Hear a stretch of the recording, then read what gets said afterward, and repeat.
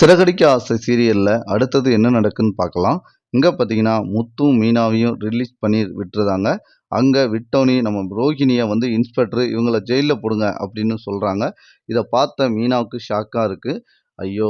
ரோஹிணி எவ்வளோ தப்பு பண்ணாலும் பரவால்ல. அவங்க வந்து இந்த குடும்பத்திலேருந்து ஒருத்தங்க வந்து ஜெயிலுக்கு போனா, அது நம்ம குடும்பத்துக்கே அசிங்கம் அப்படின்னு மனசுல நெனச்சுட்டு முத்துட்ட பேசுறாங்க. ஏங்க இது வந்து நம்ம குடும்பத்துக்கே அசிங்கங்க. நீங்க பேசுங்க. என்ன மீனா பேசுற? பார்லமென்ட் எந்த அளவுக்கு தப்பு பண்ணியிருக்கு. அந்த பார்லமென்ட்கேண்டு பேசுற? ஏங்க இன்னும் கொஞ்ச நேரத்தில நீங்க ஜெயிலுக்கு போயிருந்தீங்கனாலும் சரி, குடும்பத்துக்கு அசிங்கம் தான். ஆனா நீங்க எந்த தப்பும் செய்யல. அத நான் நிரூபிச்சுட்டேன். அவங்க வந்து தப்பு பண்ணியிருக்கவங்க தான். ஆனா நமக்கு மாமாவ பார்க்கணும்ல. உங்க அப்பா வந்து எவ்வளோ மன உடைவாங்க தெரியும்ல.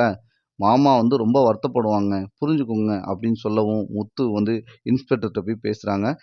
ஐயா, ஐயா என்னய்யா? உனக்கு என்னய்யா பிரச்சனை? அப்படின்னு இன்ஸ்பெக்டர் கேட்குறாங்க.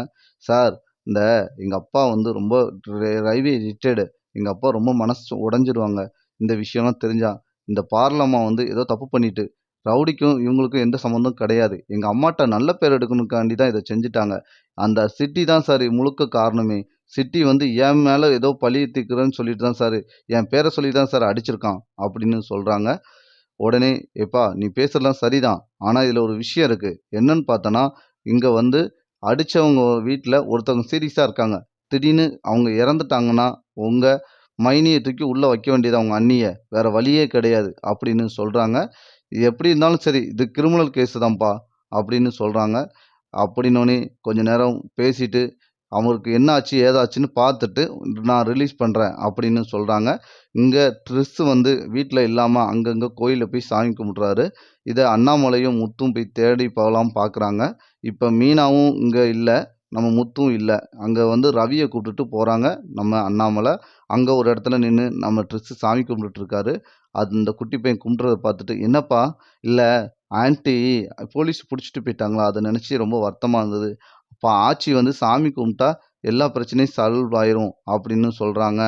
அத நான் கேட்டுருக்கேன். அதனால வந்து சாமி கும்பிட வந்தேன். அது சொல்லாமயே அப்படி வெளிய வருவப்பா? அப்படின்னு கூப்ட்டு போயிருந்தாங்க. உடனே விஜயா வீட்டுக்கு கூட்டு வந்த பிறகு, "இந்த சனியன திரும்பியும் கூட்டு வந்துட்டீங்களா?" அப்படின்னு திட்டுறாங்க. இத பார்த்தோனே நம்ம பின்னாடி முத்து, மீனா எல்லாரும் வீட்டுக்குள்ள வாராங்க. அதுக்கு பின்னாடி நம்ம ரோஹிணியும், மனோஜும் உள்ள வராங்க.